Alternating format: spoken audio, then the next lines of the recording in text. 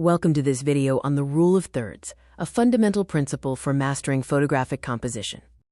Composition transforms a simple snap into a powerful photograph by creating emotional impact and visual interest. The rule of thirds divides your image into 9 equal parts using 2 horizontal and 2 vertical lines.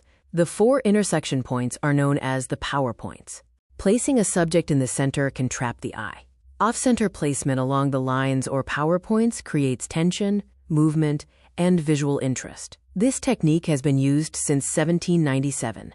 To practice, you can enable a grid on most devices. Follow the steps shown to activate the grid lines on your camera, phone, or tablet. For portraiture, aligning the subject's eyes with the top intersections creates a strong connection with the viewer. In landscapes, use the bottom line to emphasize the sky or the top line to emphasize the land. Leave lead room for the gaze in portraits, room for motion in wildlife, and align vertical pillars with the vertical lines in architecture. Remember, the rule of thirds is a guideline, not a law. You can break it by using perfect symmetry for impact or extreme minimalism for isolation.